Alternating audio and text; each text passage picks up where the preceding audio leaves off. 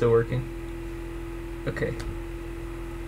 What is up, guys? It is Tizzle Fizzle, and today I am going to be doing a reading from this Java textbook that we got for Gita.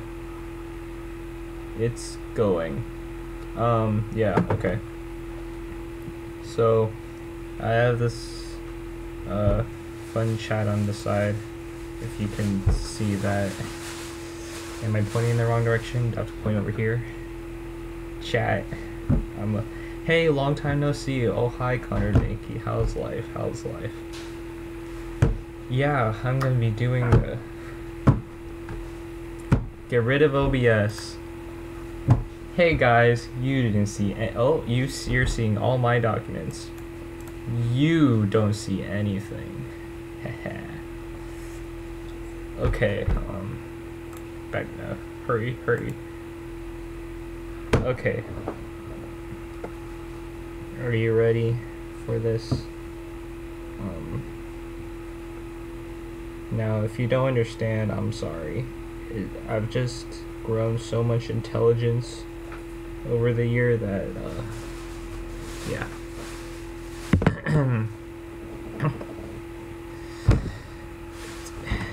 Let me center myself. No, maybe just okay. The most important piece of a typical computer is the central processing unit, or CPU. In a personal computer, the CPU is a microprocessor made from a chip of silicon, sometimes as small as half an inch. Uh-oh. I'm hearing an uh-oh.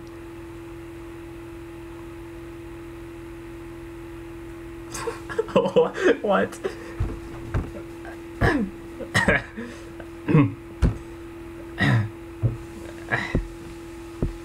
Nothing happened. Transistors into the silicon wafer. Each transistor is a microscopic digital switch, and together they control with perfect precision billions of signals, little spikes of electricity that arise and disappear every second. I lost my place. So the size of the spikes doesn't matter, only their presence or absence. The transistors in the CPU recognize only two states of a signal: on or off, high or low, 1 or 0, true or false. This is called digital electronics, as opposed to analog electronics, where the actual amplitudes of signals carry information. I'm moving off. The transistors on a chip combine to form logical devices called gates.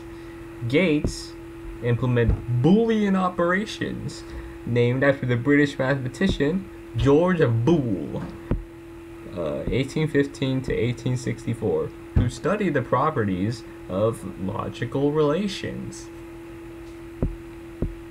For example, an AND gate takes two inputs and combines them into one output signal. The output is set to true if both the first and the second input, remember that and, it's underlined, and the second input are true, and to false otherwise. In an OR gate, the output is set to true if either the first or it's underlined. Get that in your head. The first or the second or both inputs are true. A NOT gate takes one input and sets the output to its opposite. Note the special shapes used to denote each type of gate. These three basic types of gates can be combined to make other Boolean operations and logical circuits. Figure 1-2, which I will show on the screen later. I'll explain it myself because even the Java book can't explain it as well as I can. Figure 1-2, for example, shows how you can combine AND, OR, and NOT gates to make an XOR. Exclusive, emphasis on the X. Exclusive OR operation. This operation sets the output to true if, this is underlined, exactly one of its two inputs is true. In the late 1940s, John von Neumann, a great mathematician and one of the founding fathers of computer technology, showed all that showed that all arithmetic operations can be reduced to AND, OR, and NOT logical operations. So this is where it gets great. So as you can see here in this good graph thing, oh god, here's an AND gate. As you can see, there's output A and output B. Think of A as a thing. Basically, this is like, if A is true and B is true, then A and B must be true. It's basically everything I read. So why do you need explaining anyways? Well, you can look at that graph and see. Anyways, so you see that AND gate? I'm gonna explain everything again. So shush. You know what? I'm gonna check chat. What's going? It's lit. You're so smart. Thank you, Connor Danke. And to show my superior smartness, it's not the wrong way. Oops, you're seeing my what? Okay. Back to the graph. That's an AND gate. Yeah, you see that AND gate? You see that A and B? Woo! Okay. Output is false. Both of those inputs have to be true. If it's T, it's T in the output. If it's F, it's F in the chat. NOT gate is something cool. If it's true, then if the input is true, then the output is false, and vice versa. Wow, I am so good at this. Here you have a let me refer back to my documents, an exclusive OR operation. Now, in this exclusive OR operation, I actually don't know what it does. No, I do know what it does. I was just kidding. If one of the... Wait. What? Oh, okay. One of the inputs has to be true in order for the output to be true. If that's not the case, false, negatory, bad. And that is chapter 1. Is that really it? I thought there was more. Here, I'll read a little. Oh yeah, there's a little dialogue under here. Okay, back to my face. It's back to more reading. The micro...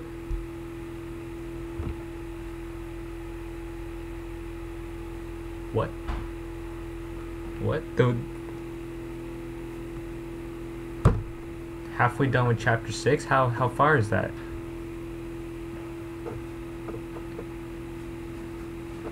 Alright, the voices in my head are telling me to continue further. Alright. Hopefully you guys can see my face. I don't know if the camera is close enough, but here we go. The microprocessor is protected by a small ceramic case mounted on a PC board. Printed circuit board, that's what it stands for. It's called the motherboard. Also on the motherboard are memory chips. The computer memory is a uniform pool of storage units called bits.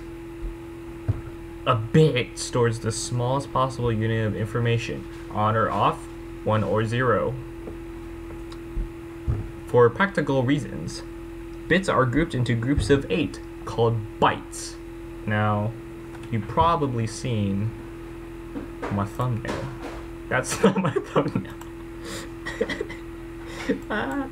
You probably see my thumbnail. And did you remember what I just said? If you don't remember what I just said, I'm gonna hammer it into your skull. 1 byte is 8 bits. Right there, 8 bits in a byte. 8 bits in a byte. Remember that. It's in bold. It has its own line to itself. Like, I'm not even joking. In this thing, it has a paragraph all by itself. It's in bold. It has a weird shaded rectangle next to it. 1 byte is 8 bits. And you better remember that. 1 byte, 8 bits. There's no other structure to memory. The same memory is used to store numbers and letters and sounds and images and programs. All these things must be encoded one way or another in sequences of zeros and ones. A typical personal computer made in the year 2010 had 2 to 4 gigs. You might be wondering, what the heck are gigs? Gigabytes. 1 gigabyte is 2 to the 30th, or around 10 to the 9 bytes of RAM, which is random access memory. I knew that. Packed in a few sims. Not like the Sims, the family thing. Single inline memory modules. Okay, I'm gonna check chat. Whoop. Bits. I just made a byte. You get it, guys? Count with me. 1, 2, 3, 4, 5, 6. Oh my goodness, yeah, 8 bits, and he made a byte. That's clever. That's clever. See, if you just came into the stream and looked at that, you wouldn't get it if you didn't watch me, Mr. Smart Jacob, on Java. Oh yeah. 8 bits and 1 byte. It's lit. Okay, I lost my place. Because 8 bits and 1 byte is clearly more important. It's the most important topic in this. The CPU interprets and carries out computer programs or sequences of instructions stored in the memory. The CPU fetches the next instruction, interprets its operation, and logical operate.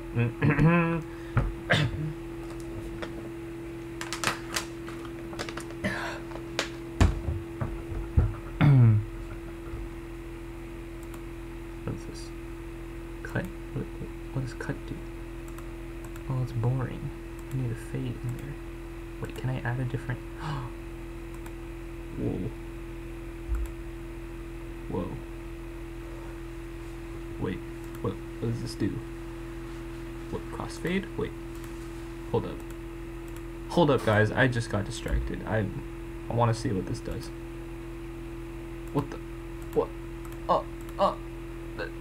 What? That's not it. What? Luma wipe. What? What is it? Whew! Oh, that's lit. Whew! Oh. Okay, sorry. I like that transition. Okay, where am I? I'm starting over from the paragraph. Okay. The CPU interprets and carries out computer programs or sequences of instructions stored in the memory. The CPU fetches the next instructions, interprets its operation code and performs the appropriate operation. There are instructions for arithmetic and logical operations, for copying bytes from one location to another, and for changing the order of execution of instructions. The instructions are executed in sequence unless a particular instruction tells the CPU to jump to another. Sorry, I just had a funny thought. I don't know. It just popped into my head. The instructions are executed in sequence unless a particular instruction tells the CPU to jump to another place in the program. Conditional branching instructions tell the CPU to continue with the next instruction or jump to another place depending on the result of the previous operation.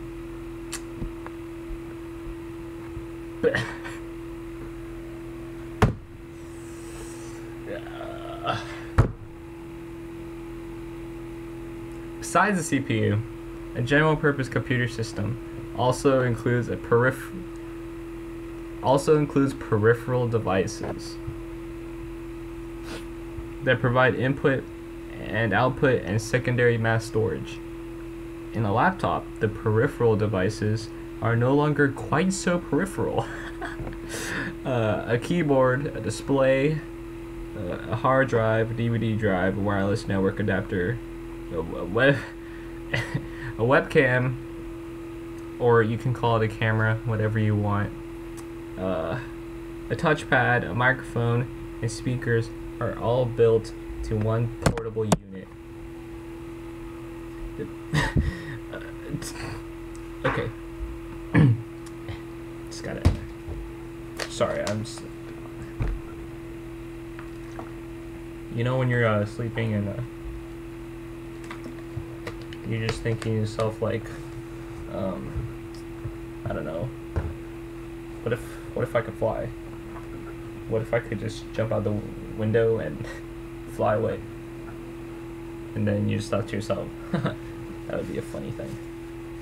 Well, it's happening to me right now, cause I don't know, random thoughts. Sorry. Maybe I should. I don't think you guys see me enough. No, it's too much. Never mind.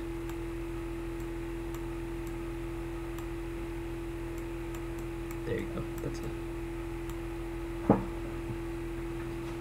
Okay.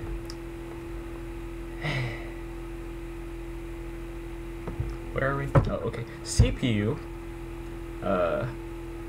memory, peripherals, all of this is called hardware. It is a lot of power concentrated in a small device. But to make it useful, to bring life into it, you need programs. Guess what it's called? The first one's called hardware. What do you think the next one's called? Software.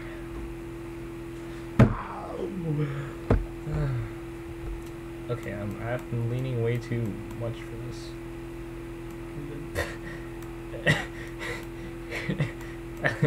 Here, you can focus on Teddy for a while. Teddy will read for you. Oh, both Teddys will read to you. Alright, so, Blue Teddy will read first. And then Popcorn to, I hope that's pink. Sorry, I'm partially colorblind. Okay. Alright, Teddy's, bring it away.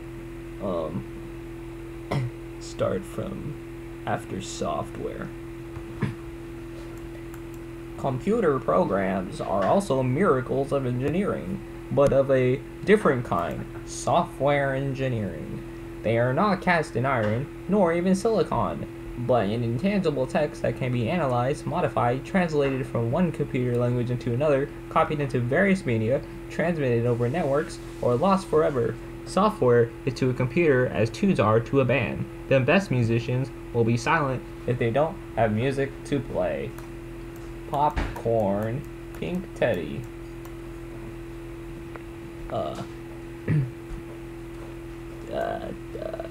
What voice should I do for this? Take this amazing device with its software and connect it to the internet. Whoops. Okay, sorry Pink Teddy, I distracted you. Take this amazing device with its software and connect it to the internet. A billion of Okay, whoops. Sorry, I kind of... This is a terrible reading. let me just bring you back to my face. Sorry, the Pink Teddy couldn't keep with the pressure. I'm sorry. I was forcing too much on Pink Teddy.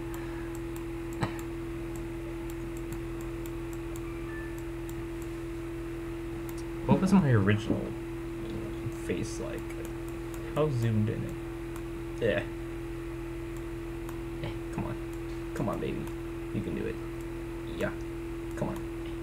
This is awkward. Okay, cool. Take this amazing device, the software, and connect it to the internet, a network of billions of computers of all kinds connected to each other via communication lines of all kinds and running programs of all kinds. And you end up with a whole new world. Welcome to cyberspace. And that's the end of chapter 1. And you're probably wondering, wow, that's a short chapter. Well, I got news for you, buddy. We ain't done yet. We going to chapter 6.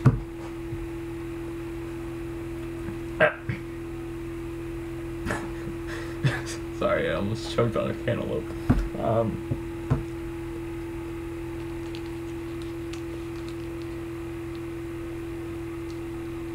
Why? Alright.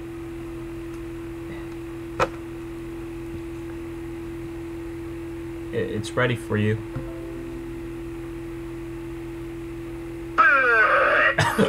Okay. Oh boy. Ooh, that was a spicy one.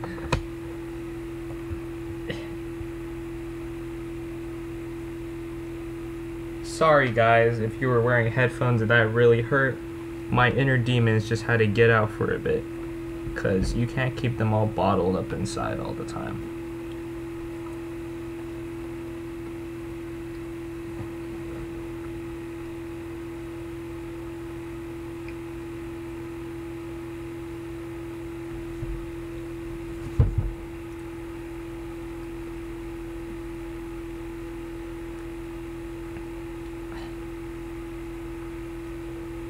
Chapter 6.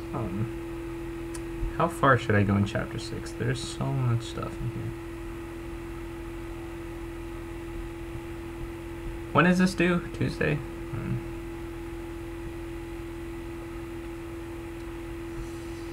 How about... Okay, well, this is hard to, like, describe. I'll do the 6-1 prologue. And then tomorrow I can do some more technical stuff. Yeah? Yeah.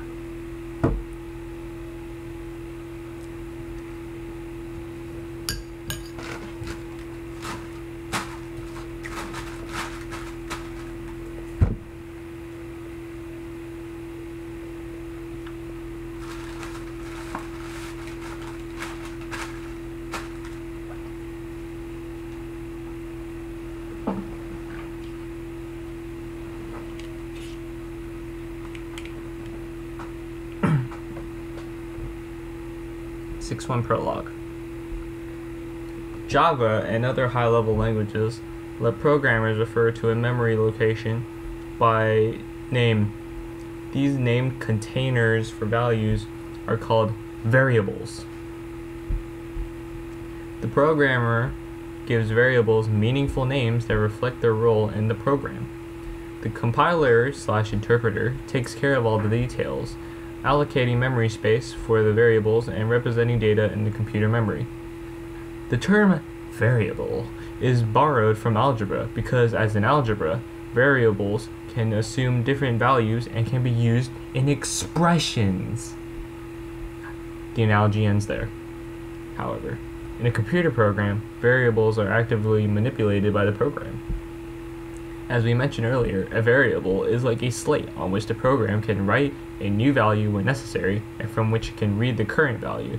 For example, the statement A equals B plus C, semicolon, does not mean that A is equal to B plus C, but rather a set of instructions. Number 1. Can you hear me? Huh? Did I not plug in my... Hold up. What's happening here?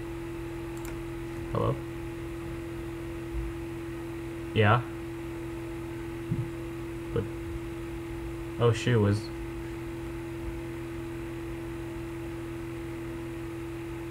What? What happened? Yeah, I accidentally had you muted. Yeah. Yeah. 1/4 of 6? How far is that? What? Shout out to Will Tsai. Is he in the chat anywhere? No. Okay. Okay.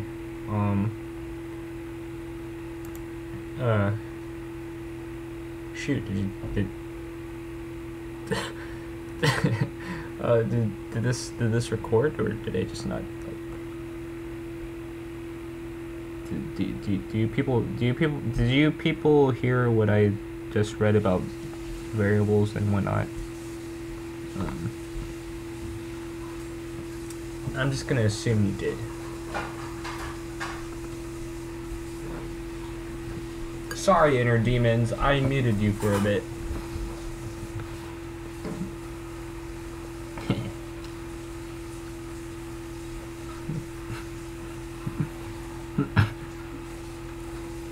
Okay. Where are we? We're on a set of instructions. Number 1, get the current value of B. Number 2, get the current value of C. Number 3, add the two values. Number 4, assign the result to A. Parentheses, write the result into A. The same is true for A equals 4 minus A, semicolon. It is not an equation, but a set of instructions for changing the value of X, of A. X is irrelevant. Number 1, get the current value of the variable A. Number 2, subtract it from 4. Number 3, assign the result back to A, write the new value into A.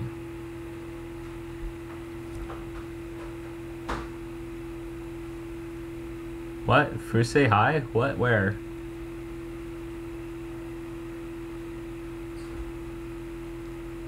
We could get a free Fruit say hi card when you join the stream.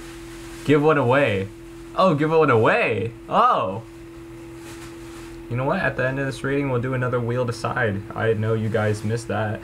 We'll do a wheel decide, and you'll win a Fruit say hi card.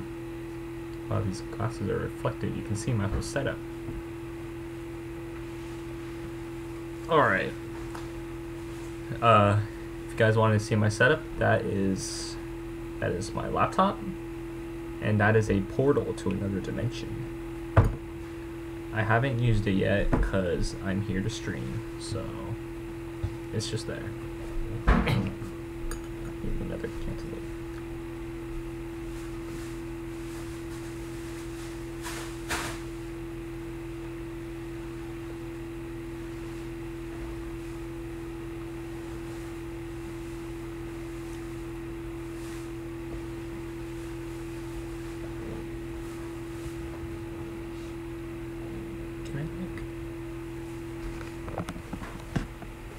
Oops.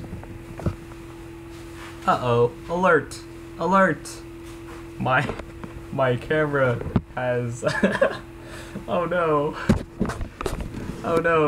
Why did I get so cocky with my camera? Oh no. My dude. Oh no. Oh no. Oh no. Parentals are not alerted. I'm sorry. Oh no. What the heck does Stinger do? I want to see what Stinger does. Oh no. Oh no. Stinger? That's not a cool Stinger. Back to Luma Wipe. What happened to my camera? No!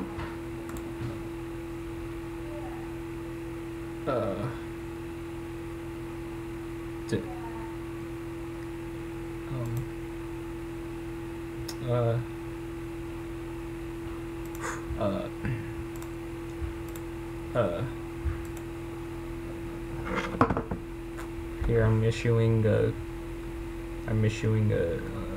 request. What do you guys want me to do now? My camera has malfunctioned.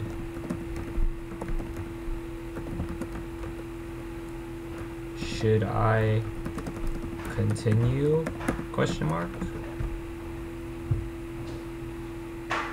And cantaloupe.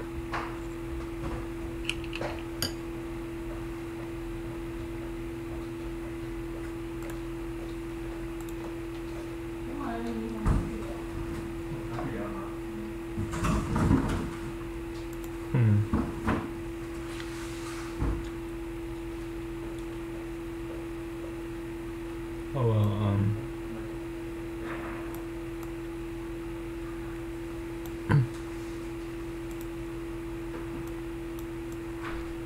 alright, you know what?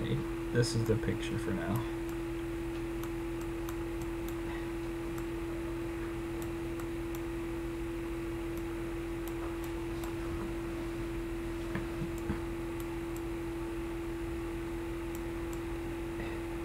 There. There you go. Is anybody even in the stream? I feel so lonely now. Wow, this just got really awkward.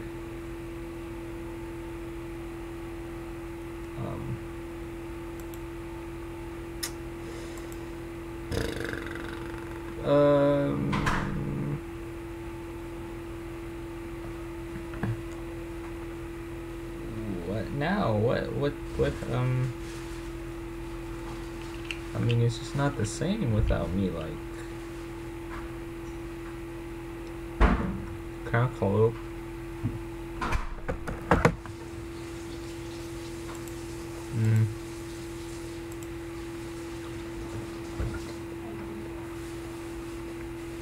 Okay.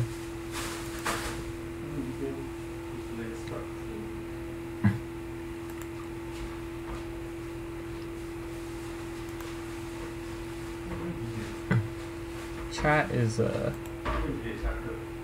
not helping that much. Oof.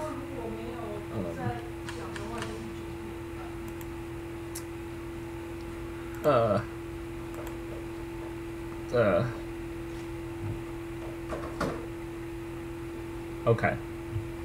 Here's what I'm going to do. Executive decision. I'm going to end the stream. Yeah, I know. I'm sorry. But maybe at some time, if I get my camera back up and running, I will start another stream. And it might be today, it might be tomorrow, who knows. But for now, please dislike, unsubscribe, put something down in the comments on how this video made you feel. I messed up my outro. And I hope you enjoyed this super smart reading of a random Java textbook. Thanks. Goodbye.